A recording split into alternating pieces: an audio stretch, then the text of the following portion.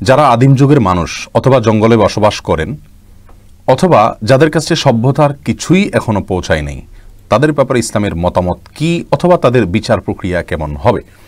ভাই নাফিজ মাহমুদ, অত্যন্ত গুরুত্বপূর্ণ প্রশ্ন আপনি করেছেন, ধন্যবাদ আপনাকে। যারা আদিম যুগের মানুষ, জঙ্গলে বসবাস করেন বা সভ্যতার কোনো ছোঁয়া তাদের কাছে যায়নি, আম্বিয়া আলাইহিমুসসালাতুওয়াসসালামের কোনো দাওয়াত, ইসলামী শরিয়াতের কোনো কিছুই তাদের কাছে পৌঁছায় নাই, এই সমস্ত ব্যক্তিদের হিসাব আল্লাহ সুবহানাহু ওয়া তাআলা কিভাবে নেবেন? তাদের উপরে ইসলামী শরিয়া প্রতিপালনের দায়িত্ব বর্তাবে কিনা?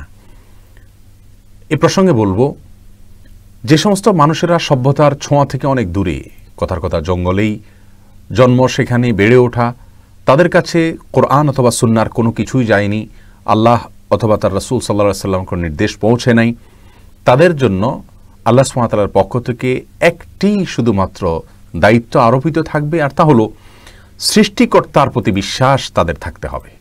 ব্যাস, আল্লাহ সুবহানাহু ওয়া তাআলার একত্ববাদের প্রতি বিশ্বাস তাদের থাকতে হবে।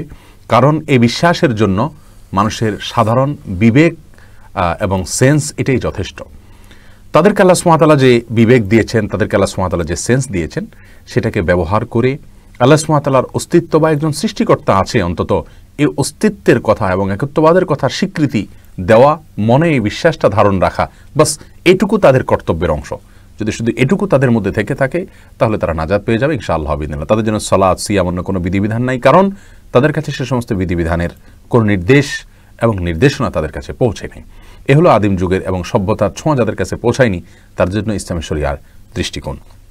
এরপরে দ্বিতীয় প্রশ্ন যেটি দেখতে পাচ্ছি আমি, মোহাম্মদ তোফায়েল আপনি প্রশ্ন করেছেন, আমাদের দেশে অনেক জায়গায় দেখা যায় মসজিদ মাদ্রাসার সভায় অনেক লোক টাকা দেয় এবং সেই লোক কত টাকা দিয়েছে সেটা মাইকে বলা হয়, এরকম টাকা দিয়ে মাইকে বললে টাকাগুলো দান হবে কি না? ভাই তোফায়েল, দানের প্রসঙ্গে আল্লাহ সুবহানাহু ওয়া তাআলা বলেছেন কোরআনে কারীমে, আউযু বিল্লাহি মিনাশ শাইতানির রাজীম, ইন তুবদুস সাদাকাত ফানি'আম্মা হিয়া ওয়া ইন তুখফুহা ওয়া তু'তুহাল ফুকারা ইলা আখিরিল আয়াহ।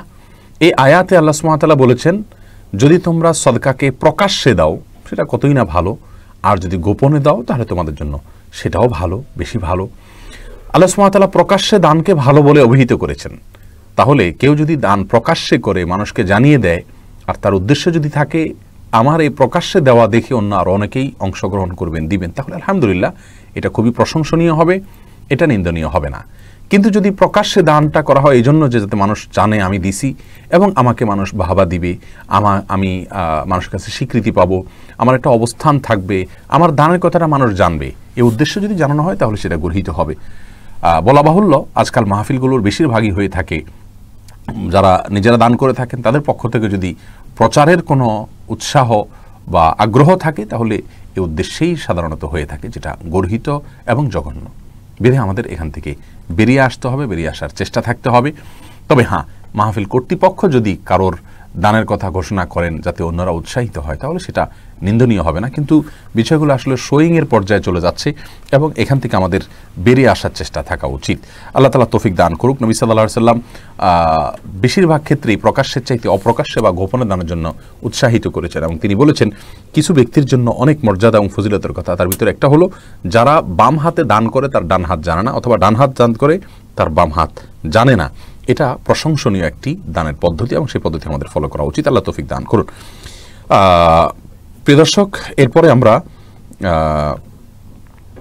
যে প্রশ্নটি দেখতে পাচ্ছি, রাকিব হাসান প্রশ্ন করেছেন, সুন্নাত সালাত আদায় না করলে গুনাহ হবে কিনা? আবার আমাদের দেশে সালাতের কিছু বিষয় নিয়ে অনেক মতপার্থক্য দেখা দেয়, এমন কথার মানে কি সালাত থেকে দূরে ঠেলে দেওয়া নয় কি? ভাই রাকিব হাসান, সুন্নাত সালাত আদায় না করলে বড় কোনো গুনাহ হবে না। গুনাহ তো অবশ্যই হবে, গুনাহ শব্দের অর্থ হলো ক্ষতি। সুন্নাত তরক করলে তো ক্ষতি হবেই।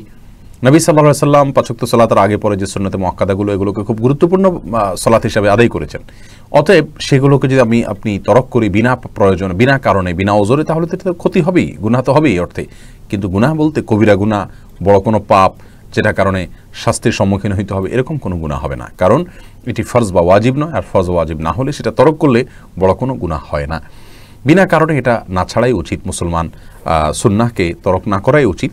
কিন্তু যদি কোনো কারণে মাঝে মধ্যে ছাড়ে তাতে কোনো অসুবিধা হবে না ইনশাআল্লাহ বিইذনিল্লাহ।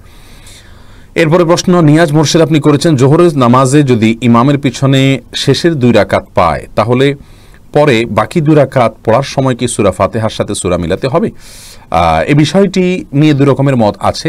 সূরা মিলানোই সবচেয়ে নিরাপদ এবং আপনার জন্য সবচেয়ে ভালো। বিস্তারিত আমরা বলেছি এর আগে একাধিক ইয়েতে। মাহমুদ হাসান প্রশ্ন করেছেন গর্দান মাসা করা সুন্নত কিনা। অনেক উলামা ইকরাম এটাকে সুন্নাহ বলেন, কিন্তু আসলে বিশুদ্ধ হাদিস দ্বারা গর্দান মাসা করা ওযুর সুন্নাহ হিসাবে প্রমাণিত নয়। শাহরিয়ার ইমন সোহান আপনি জানতে চেয়েছেন কাফের জালেম অত্যাচারের বিরুদ্ধে কতটুকু বললে এটাকে পরনিন্দার অন্তর্ভুক্ত হবে। কাফের জালেম অত্যাচারের বিরুদ্ধে যদি তাদের ব্যক্তিগত কোনো বিষয় নিয়ে আপনি বলেন তাহলে সেটা পরনিন্দা, সেটাকে বলা যায়, কিন্তু সেই পরনিন্দা এটার ইসলামী শরিয়ার দৃষ্টিকোণ থেকে এটা গুনাহ বা হারাম গীবত এর অন্তর্ভুক্ত হবে কিনা। অনেকে বলেছেন হবে না, কারণ হাদিসে নবী সাল্লাল্লাহু আলাইহি ওয়াসাল্লাম বলেছেন যিকরুকা আখাকা মা ইয়াকরাহু। তো মুসলিম ভাইয়ের পেছনে যদি কোনো সমালোচনা করো যেটা তিনি অপছন্দ করেন তাহলে সেটা গীবত হবে। তো যেহেতু অমুসলিম তার পরনিন্দা করলে গীবত হবে না, এটা অনেকে বলেন, কিন্তু সবচেয়ে নিরাপদ এবং ভালো এবং বেশি যৌক্তিক মত হলো যে কোনো কাফের অমুসলিমেরও ব্যক্তিগত ত্রুটি বিচ্ছুতি এগুলো নিয়ে আলোচনা করলে সেটা নিন্দনীয় হবে। তবে তার যেই মন্দ দিকের ক্ষতি অন্যদের মধ্যেও আপনার ছড়িয়ে পড়তে পারে বা অন্যদেরকেও গ্রাস করতে পারে সেগুলো নিয়ে আলোচনা করা এবং তার বিশ্বাসগত ত্রুটিগুলো নিয়ে আলোচনা করা অন্যদেরকে সাবধান করার জন্য সেগুলো পরনিন্দার অন্তর্ভুক্ত হবে না।